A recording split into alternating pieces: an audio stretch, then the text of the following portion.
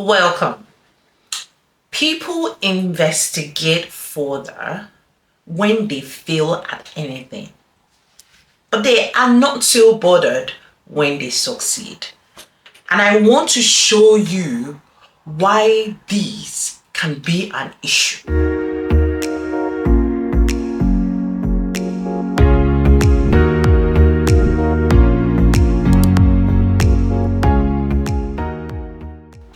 So you fail at something. You generally feel down, hurt, disappointed, sometimes harassed. You feel emotionally down, and you just want to know why. Why did you lose that project? Why did you lose that deal? Why did you fail that exam? Why did you miss that promotion? So you just generally feel down, and you are asking a lot of questions, maybe of yourself or others, but you feel down. You don't feel all right.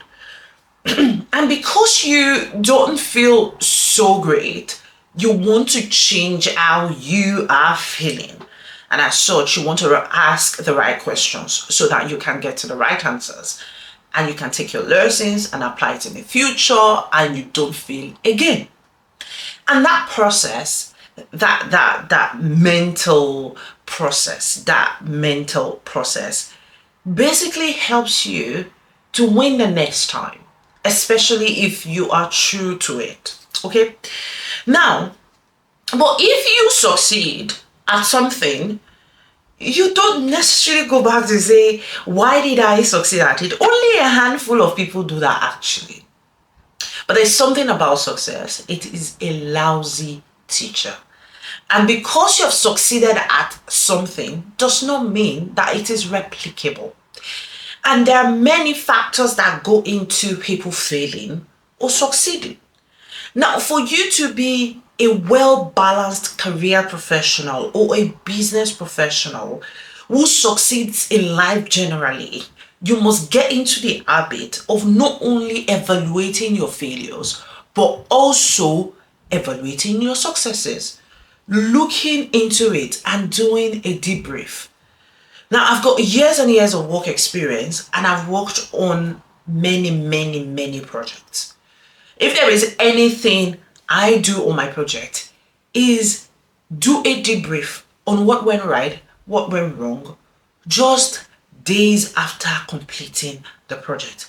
It is so important for me to do that because I want to take my lessons, especially where I have failed, because that's what most of us do. But there were instances where we have succeeded as well, and we need to shine the spotlight on it, pick it out, and say, why really did I succeed? Okay?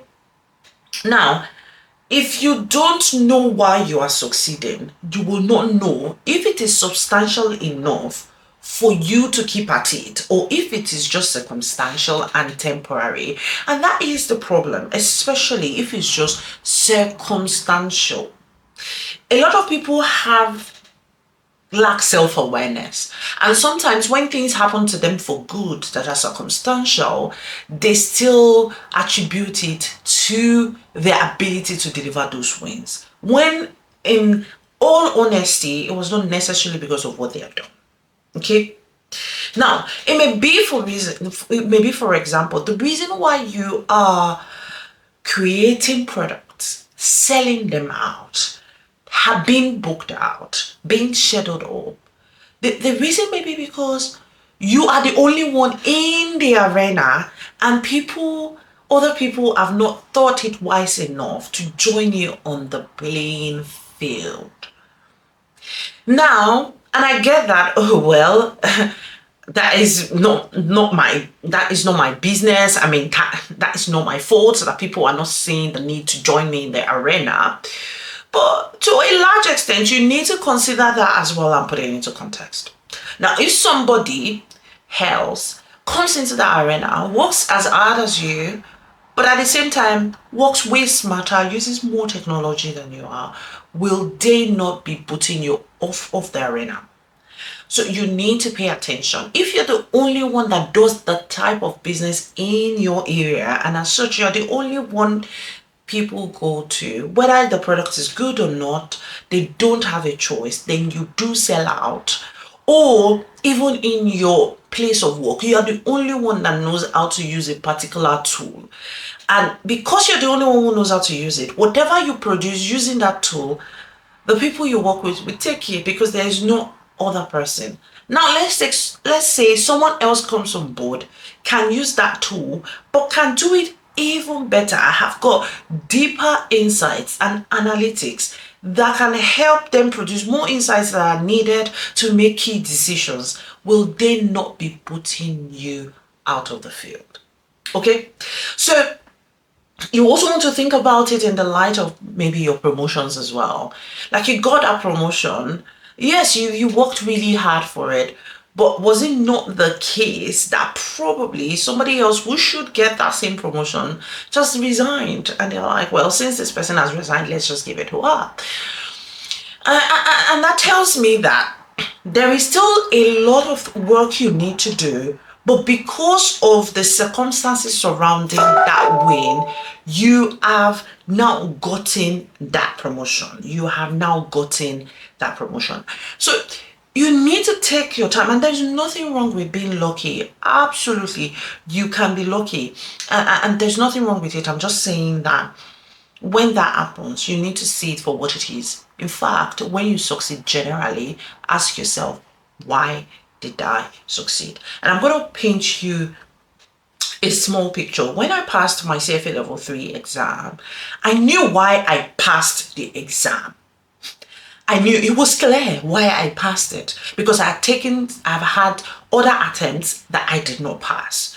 I know why I passed. It was because I decided to take another approach. It used to be just self-study, but now I had to engage a coach that showed me what I should pay attention to.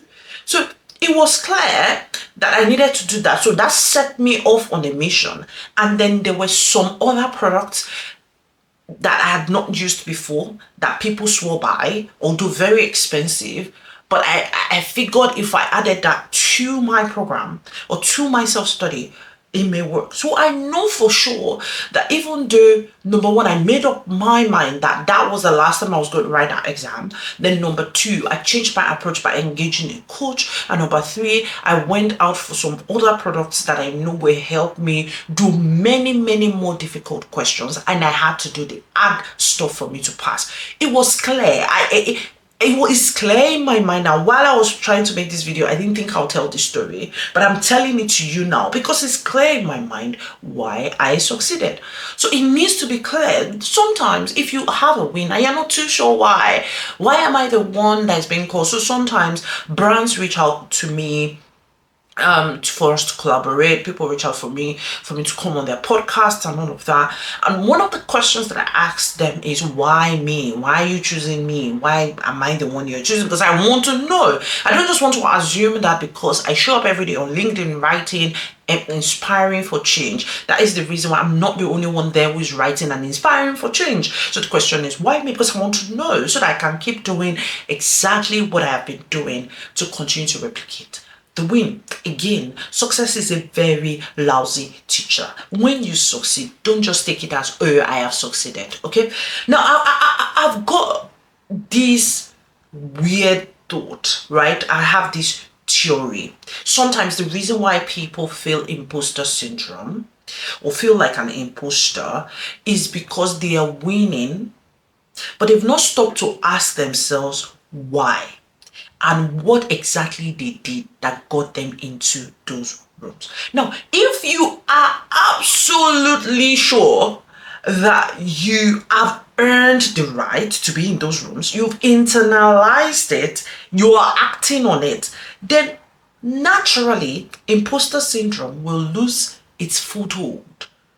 So maybe the reason why you're feeling like you don't belong is because you feel like you didn't deserve to be there in the first place. And that's why you need to take a couple of steps back and piece it out. Why did I succeed at this thing? And everything, if I were to replicate the same actions that I did before, would I get the same opportunity? Now, it takes people who want to continue to win to understand this message truly. And this is also a shout for you to not rest on your laurels and for you to continue to do the work that will change your life. This is also for you to know that whatever it is you're doing right now, you can do it better, smarter, you can be more articulate, you can do whatever it is you're doing right now, you can be better at it. So this is my encouragement for you, that do not just rest on the fact that you have succeeded. I want you to continue to see yourself as someone who will continue to succeed. And for you to do that, you need to be able to replicate the pattern of growth that is currently going on in your life right now. Thank you very much for joining me in this video. If you like what you just watched, please make sure you subscribe to this channel, you like, you share. Make sure you leave me a comment, because I like to read the comments. And just, I want more people to see this. So once you do your part, more people will definitely see this video. Thank you very much, and I'll surely see you in the next one. Bye.